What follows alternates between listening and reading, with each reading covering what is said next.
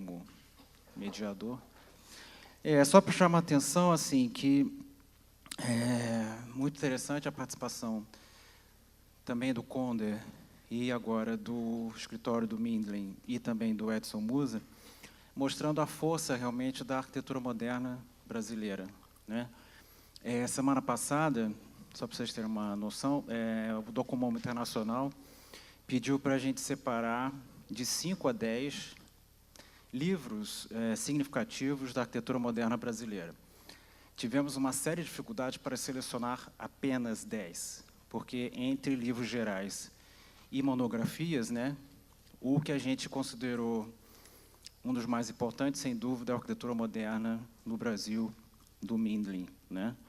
E que ele realmente mostra a força também do caráter de, não só da construção, né, a qualidade dos projetos da arquitetura brasileira, mas também da questão da reflexão, né, do que se faz sobre a arquitetura moderna brasileira. E, na categoria de monografias, por exemplo, certamente está faltando um livro sobre a obra do Conder e também uma obra completa, no caso do Mindlin, também do Musa, né, do escritório do Musa. Então, são trabalhos ainda a serem feitos, né, que vai tornar, no futuro, uma escolha ainda mais difícil de que bibliografias representativas são essas, né, do modernismo brasileiro, dada a diversidade e a qualidade da nossa produção, né? E são pessoas que ainda estão ativas, né, quer dizer, mostra também uma longevidade desse nosso modernismo brasileiro, tentando sair também daquele básico, né, de Lúcio Costa, Niemeyer, bom, enfim, a escola carioca e a escola paulista, né, mas também mostrando a diversidade de projetos pelo Brasil inteiro. Dentro dessa escolha que a gente teve que fazer semana passada, entrou Severiano Mário Porto, entrou Lina Bobardi, entrou Vila Nova Artigas, entrou o livro recente do Segre, sobre o MEC, então, Brasil Builds, Yves Bruin, então, uma série de referências, né, e que mostra a pujança desse nosso modernismo, né? Eu achei interessante a frase do Conder, e agora já... Não, foi sua, talvez. Moderno até a alma, foi você que falou. Então, assim, que mostra como é que a gente... realmente, somos um país de muita representatividade dentro desse universo da arquitetura moderna brasileira. Bom, a gente... Quantas perguntas a gente tem? Só para ter uma noção. São 2. Então, 3. Vamos fazer logo essas 3. Pode ser, Cadu? Para os 2. Em relação ao processo de concepção, quais instrumentos vocês mais utilizam para desenvolver o projeto?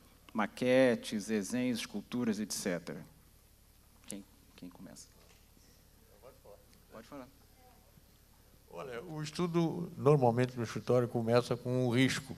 Apesar de todas as máquinas que a gente tem hoje, e eu tenho tentado fazer já, começar a arriscar com a máquina, quando tem uma dificuldade com a máquina muito grande, eu tenho um arquiteto, um estagiário junto comigo que me ajuda a arriscar na máquina. Mas, normalmente, o processo começa com o estudo do arquiteto, que começa a colocar o programa e o contato com o cliente, e começa por aí o trabalho. Depois traz o input legal, né? Porque arquiteto que funciona, arquiteto que trabalha, não pode trabalhar fora da lei, tem que trabalhar tudo dentro da lei, tudo de acordo com a legislação, a fim de que haja uma aprovação relativamente rápida. Então, essa simbiose, essa união desses diversos inputs do programa e da legislação, e mais do orçamento, da necessidade do cliente, da onde eu falei da importância do cliente, né? O cliente compreender realmente o que o arquiteto pretende fazer, então nos leva a um anteprojeto ou um primeiro estudo que vai orientar o projeto legal. Rubens, quer falar alguma coisa? Edson resumiu corretamente também, é o nosso procedimento.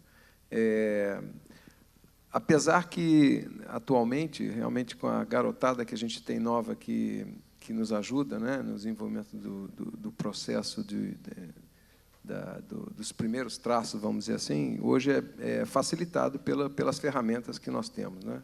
Então, a garotada hoje que nos ajuda a desenvolver desde os primeiros traços, a gente tem muito mais hoje assim, a noção da volumetria sendo já feita praticamente ao mesmo tempo que a gente está imaginando alguma coisa, a gente já consegue visualizar isso de uma forma muito mais rápida com a ajuda dessa garotada, né? Mas, praticamente, é assim que se faz também. Senta, tem um primeiro traço, uns primeiros papos sobre tecendo assim, um conceito geral de como que a gente vai tocar o processo. E, sem dúvida alguma, a questão de custos e de como resolver esse projeto é uma das questões principais atualmente. Já eram, e hoje mais ainda, né? Não podemos deixar assim, que isso se perca ao longo do desenvolvimento do processo. Muito bem. Só mais duas perguntas. Primeiro aqui para o Musa, do Paulo Scassia, da Veiga de Almeida.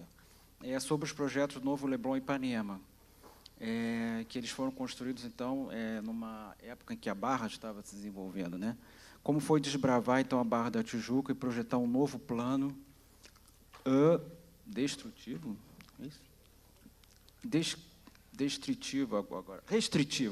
Restritivo de Lúcio Costa. Olha, o testemunho do Lúcio Costa, com quem a gente participou bastante, é de muita liberdade. Quer dizer, eu acho que uma das grandes vantagens do projeto Lúcio Costa era exatamente isso, que ele fornecia números básicos, basicamente de densidade, e respeitava muito a opinião do arquiteto. Não que o professor não tivesse suas manias também, e tinha mania de prédio alto, e tinha a favor do prédio alto, né, queria prédio de 30 andares.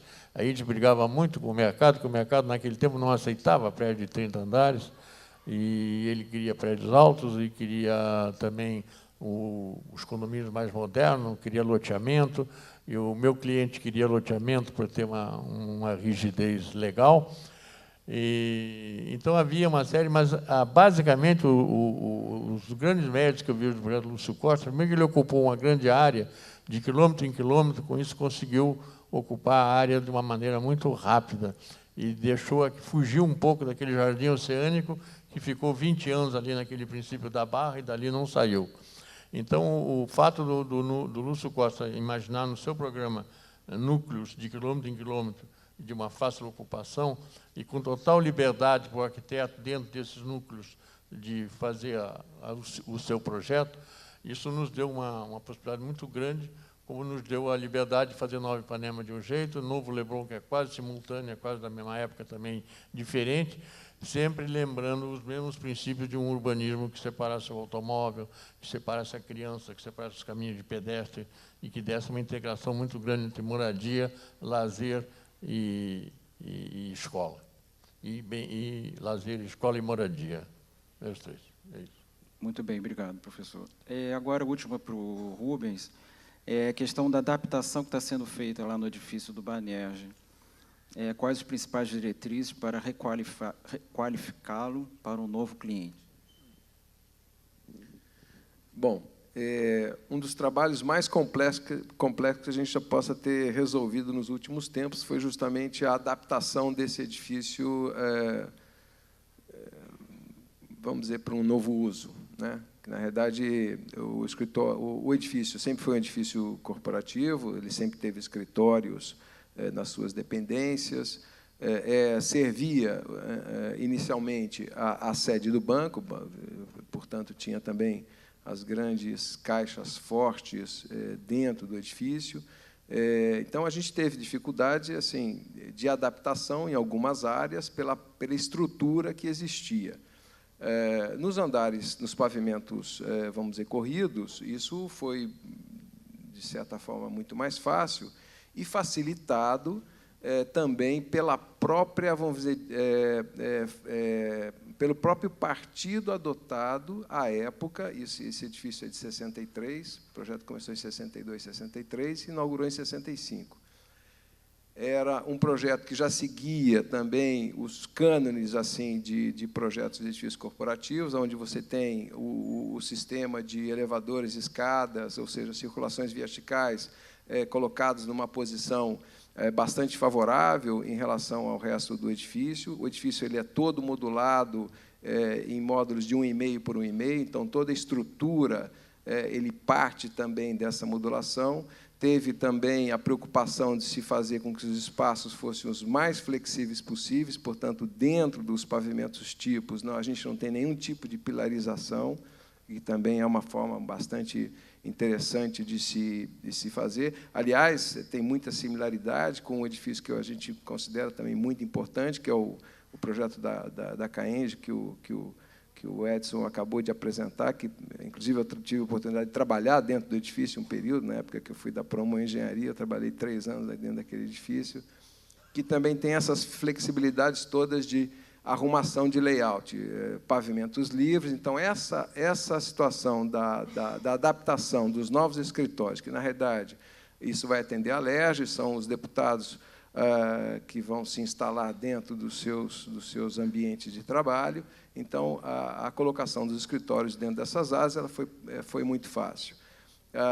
Outras dificuldades também que a gente teve foi a questão de levar o edifício, não é, a ter todas as facilidades e atualizar essas facilidades e, principalmente, a questão de sustentabilidade, ou seja, diminuição de custos de manutenção, diminuição do custo do uso da energia do edifício. Portanto, os sistemas de equipamentos que foram implantados são sistemas de ar-condicionado, de iluminação, onde você possa ter uma redução drástica, vamos dizer, de uso de energia. A reutilização dessas águas, tanto da água de condensação do sistema de ar-condicionado, quanto do próprio sistema que atendia os banheiros, também são recuperadas, e são recuperadas para serem reutilizadas dentro do próprio edifício. Então, a questão da sustentabilidade foi uma questão sine qua non para a adaptação desse edifício. E também, uma coisa que é importante, que a gente também levou em consideração, foi assim, a gente ter brigado bastante para manter algumas características principais do edifício, como sendo essas grandes vigas aparentes em concreto armado, em concreto aparente, que a gente tem nas fachadas, que dá esse caráter quase brutalista, vamos dizer assim, do edifício, e a manutenção e a recuperação das esquadrias existentes, que são esquadrias já adaptadas à época, com uma boa condição também vamos dizer, de proteção das intempéries. Eram esquadrias de 1,5 por 1,5, com vidros duplos, com uma persiana entre esses vidros, que faziam essa proteção também de controle térmico, né, entre a parte externa e interna. E aí eu acho que a gente está chegando a um resultado bastante razoável na recuperação desse edifício. Claro, claro. Só queria fazer um comentário da felicidade que é o arquiteto de poder modificar ou acompanhar a modificação dos seus próprios projetos. Eu tenho uma frasezinha que eu escrevi já, em função de projetos que a gente já fez e que já foram modificados, é que as empresas duram menos que os prédios, e estes mais que os arquitetos, condenados a assistir impotentes às suas modificações. Então, isso em função, digamos, do que está acontecendo na cidade, que está acontecendo uma transformação violenta em que não há respeito muito pelo projeto aqui existente, e eu acho que é uma felicidade muito grande você poder atuar num projeto que você fez há 40, 50 anos e poder trabalhar e dar uma nova vida a esse projeto. Parabéns. Bom, obrigado, Edson. Realmente foi excelente essa sua colocação agora. E vamos passar, então, né, para a próxima mesa, tá bom? Obrigado a todos. Daniel.